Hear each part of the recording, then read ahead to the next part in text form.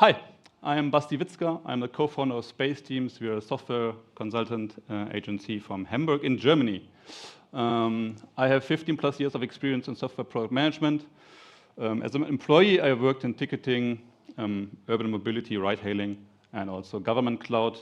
Then I co-founded Space Teams, and it was a blessing for me because I'm kind of curious about a lot of things. And during working in many projects in e-commerce, insurance, gaming, and other industries, I was able to connect to a lot of people. I'm actually originally from Cologne, which is the one city in Germany where we like to meet strangers. So hit me up on LinkedIn, send me a message. I'm always happy to talk to people and meet new people. And doing project work is kind of one of the big benefits doing that, right? So my talk today, I should connect my clicker. My talk today has a very clickbait title. It's So I Killed My Product. Am I still invited to lunch? The answer is obviously no, but I will explain you later why. Today I'm going to talk to you about that I want you, after you left this wonderful conference and you're going back to your office tomorrow, that you actually think about shutting down your product. And we'll start with a scenario. Boss, by the way, product A wasn't profitable anymore, so I shut it down, had the CTO reassign the engineers, and I informed the board. Got anything else for me? So you may wonder if this is a realistic scenario, and it's not. This is based on a chit-chat I had at a product manager meeting in Germany, and we were laughing about, why should we do that? It's so impossible. And then we were like, wait, because why does this feel so unnatural to us? Because actually the colleague is everything we strive for. He's a real product manager, not just someone ordering the backlog, right? He's data-driven, he's empowered, he's able to take harsh decisions, and he saves this company a lot of money. So, but why is ending your own product you work on something product teams don't like to talk about or even think about? So I was really interested in that question. And today I would like to share some reasons I found. So first of all, fears. I mean, the first one is really obvious, right? Shutting down your product feels like this. So of course you're concerned about your career. And especially as a product manager, because your career is basically linked to your product. You're hired, if you look at a job application, it says, we're looking for a product manager for this kind of product. So even worse, I worked for 7 years in ticketing. My professional identity was my product. I walked into a meeting, there were new colleagues or external people, and I said, hello, I'm Basti, I'm responsible for the settlement functionalities of the ticketing system. And they remembered my function, not my name. So it's even more than just the product you work on. It's oftentimes your identity. And now I want to scare you more, because when you think about ending your own product, you're not talking about your career, but you're also talking about, you will affect the careers of your team. And as a product manager, you know who these guys are. These guys and girls are the ones who always had your back. Remember that time when management asked you to do something with a totally stupid deadline? They covered you, right? They worked extra hours through weekends. They pushed for it. And now you want to risk their well-being in the company? Really? Is that what you're going to do? It's not an obvious thought, right? Sometimes there are also deadlines which are not silly. So once I went to my boss and said, timeline looks tight, can we maybe postpone deadline a little bit? And he was like, I work in ticketing. And he was like, did you just ask me to postpone the Olympic Games? I went back to the team and said, I tried, guys. And they made it happen, So I'm still in awe of these colleagues. So thinking about ending your product is also scary, because maybe you're just having a good time with them. You like them. And if your product is shut down, maybe your company will distribute other people. So your team will not be the same anymore. Your job will not be the same anymore, right? Scary. Of course, we as human beings, we are heavily biased. And if there are some reasons why I think we don't even think about that. And I could talk days about biases because it's so interesting. I will just give you 3 which are very linked to the question, right? So that's the sunk cost fallacy. And it's realizing you invested time, money, and reputation into something, and then just because you did, you're very keen to invest more in it. You're feeling obliged to make it work, even if abandoning it would make much more sense. I'm not talking about your teenage relationship drama, I'm talking about the product still. Please bear with me. Thanks. Next bias, which is, I think, maybe the bias of this century, is the confirmation bias. So whenever we are confronted with new facts and evidence, our brain subconsciously filter out the stuff which fits to our already existing beliefs and opinion. And we are very good at ignoring the other stuff. So if you're convinced that your product is a big success, and I will give you a lot of data, which let's say mixed signals, you will look for the stuff which actually fits to your belief. And there's also the self-serving bias, where we as human beings tend to take credit for good outcomes, and we try to blame others and the universe if something goes wrong, right? So if your product is a big success, you're like, I'm here as a PM, I'm basically, the next Steve Jobs. And I have a really great product team, we're working so hard and everything is so fine. And maybe your product is in reality mediocre, but your sales department is really good at selling mediocre stuff to people, right? Could be. And on the other side, if there's a bad outcome, it's super easy to shift blame. Like, it's always upper management, of course, universal true. But also maybe your product didn't take off, and it's Jonas from UX, right? He's not mastering his craft, and he's not very good. So product is fine, UX is shitty, right? So it's easy to shift blame. Let's talk about your organizational dynamics. So of course there's an organizational side to it, and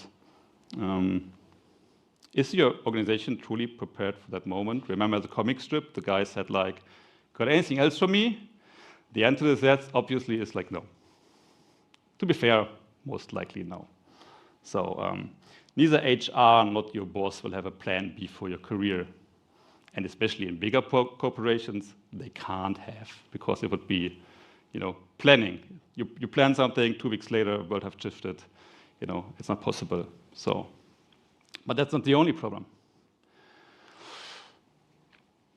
Organizations are very good at promoting a specific stereotype. And this is the one of the doer, right? There's this guy or this woman, and she's able to push through all obstacles. She can convince people. She's motivating, right? She makes things happen, and that's what we strive for. Organizations are not very good at promoting being worried or being concerned. Then often you're treated like he's not responding to change, He's maybe also like 43, like old, So he has no idea about the new world. So being concerned is not something which organizations can live good with. And even if you were right with your concerns, and it turned out you were right, don't expect people come to you and apologize. That will not happen. And even maybe they still remember that you are against change, even if you're right? And to be very blunt with you, I'm a co-founder and a co-owner of a company. 20 people. Do we have this problem? Most likely, yes and not. So I talked about human nature. Maybe this is some kind of organizational nature. It's very hard to combine, actually. Last but not least, thinking about and shutting down your product is actually a complex question. I just dumped stuff on this slide, the first maybe 30 things I thought about, and it's a total blend of KPIs and strategies and whatever, right? So it's not possible to wrap your head around this question if it's a good investment still to work on your product. you can't do it in a free time slot between meetings, 2 to 4 p.m., right? It's way too complex. No way you can do that. So everybody nowadays is rushed. So in your day-to-day business, you're most likely not to find a good answer to that question. So, very uplifting talk, I know. So I showed you a lot of reasons why it's actually hard to think about ending your product. So it's scary, you're biased, your organization will not be promoting it, it's complex. So Basti, what are we talking about? Like, this is career suicide. So, right? And yeah, maybe there is a little bit truth in that. But of course, I think there's a very good reason to do it anyways. And actually, when I was preparing this thing, I was called by my successor of a company, and he said, "I'm not sure if it's a smart investment to work on the product we built together, and then you left, and I became product manager. What should I do now?" And came to the conclusion that actually there's a very good argument to do that. There are two. I will give you one now and one later. You want to be the one who recognizes when it's time to sunset your product. You want to be in the driver's seat. You don't want your boss to realize it. Okay, maybe you have a good boss and he's sitting right next to you now because he paid the conference ticket. Then maybe your boss is fine. You don't want the controlling department to realize it before you. You don't want the sales department to realize it before you. You're the product manager, you're the product team. It's actually your job to realize it first, right? The problem is when someone else realizes it and it's coming to you, your first instinct will be defending your product, defending your team, defending all the stuff you've worked for years, right? And being defensive in the corporate context is sometimes also a risk because, again, the stereotype will come and they will say, hey, he's not responding to change in a very good way. And actually, he's putting his personal interest over the company's interest because, hard fact, sometimes other people are right. Even the controlling department. So I could end my talk now. It would be very nice, right? So it's hard, do it anyways, bye. Sorry, I think I will spend some more minutes about helping you find a process and a mindset to make a good decision, because what does it make? Do I think that it needed to be in a position where you make a good decision? It's two things. It's like mindset and process. So mindset is always like breathing in, breathing out, right? Accepting universal truths, finding your inner balance, and then come to the conclusion that accepting that sunsetting a product, it's a natural part of its life cycle. There was a very nice interview once in a German newspaper with a guy who basically invented Aperol Spritz, this cocktail thingy, which is somehow Italian, I don't know. And they asked him, what's your plans with this drink? And he was like, no, the new generation will not drink the same stuff as the old people. I have to come with something up. He was pretty clear about the product life cycle and was kind of impressed because I was like, it's, But of course, it's easy to listening to me, some random guy from Germany they pulled on the stage here to give a talk. So maybe you want to listen to Google. There's a nice website which is called Killed by Google. You can Google it. I didn't fact check it, but it says at least there are already like almost 300 products which are shut down by Google. And what it shows us is that product portfolio management is a very good thing in a company, and there are companies who are good at it. And it's super smart because finding the perfect point in time where you stop investing in a product, and investing also means like we will put 4 developers and a product manager and QA, and they will basically do some little feature work. This is still an investment, and it's often a big one, right? So companies who are good at finding the exact point to de-invest and invest in other things which maybe are more innovative, which are the business of tomorrow, they're really successful. So now you might say, it's Google, you know, they are very googly. They have a special culture from the start. So yeah, he is killed by Microsoft. So another web page, maybe it's the same dude, maybe some other guys, I don't know. You can Bing it. You will find it on the internet. And I liked it because, you know, there's another big corporation who's really good at sunsetting their product. And also I didn't fact check it, but it's October 2025 and they're shutting down Skype for Business. Who did work with Skype for Business in their career? No one? You. Poor guys over there. So why did they shut it down? Microsoft Teams, right? Microsoft Teams offers all the functionalities Skype for Business is having. So it's a very smart decision to move from Skype to Teams. But we have to ask ourselves, what happens to the people who worked on Skype for Business? Do they work now on Teams? Did they get distributed to some other teams? Were they fired? Thank God we are in Europe. We don't know, right? But what makes this very clear, like I said, product portfolio management is a really good thing to do. And if your company is becoming good at that, you will actually become way more profitable and you have way more resources to invest into new stuff, which is also nice to work on.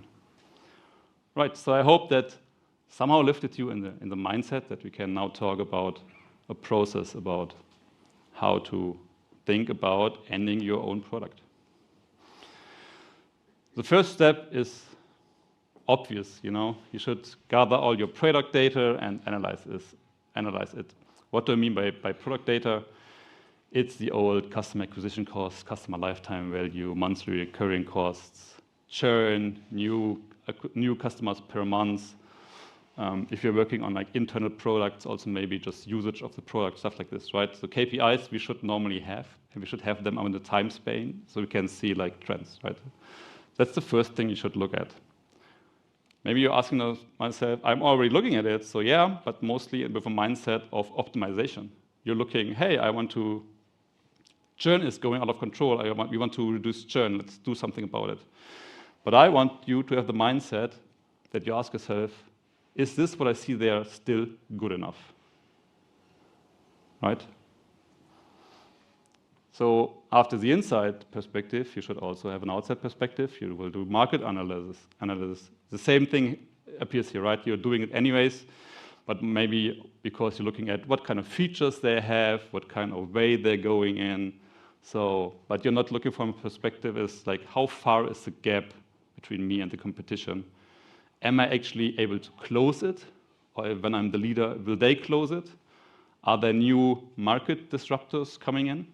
We all seen the statistic about Google search traffic after ChatGPT came out, right? People using ChatGPT and other search engine. That's massive disruption. I hope all your businesses are not disrupted in this way. But yeah, do that. And the next thing is quite complicated, as I said it as if the other ones were easy. But it's quite complicated because I want you to look also at dependencies. And what do I mean by dependencies? Sometimes your product doesn't have to be profitable by itself because it's basically part of the sales funnel. People will use your product and then they will use other products of the company. So, and it's not that good idea to shut down your product then, even if it's not profitable by itself, right? And also often there are technical dependencies. So you can't just rip one product out of your complex system landscape and hope everything else works, of course. So often there are very heavily dependencies. So when my successor at one of the companies I worked for contacted me, we realized that basically the whole idea of the product in the first place was a dependency. So it was like, okay, we don't want to put more features in here, but we need more flexibility in pricing. So we built another system around it. And are there other solutions nowadays you could think about? Yes, but as it's so completely connected to each other, this dependency is really hard to get by. Also, part of this process should be that you evaluate standard software as an alternative. which is kind of funny because if you remembered my introduction, I have a company which sells custom software. And people are always like, why are you talking about standard software? Because it's 2025. There's so much good standard software out there. It would be absolutely commercially suicide not to look at it. I give you examples. There are white label ticketing platforms. There are white label web shops. There are white label dating platforms. There are white label ride-hailing platforms. And even if you go into smaller parts, there are white label search.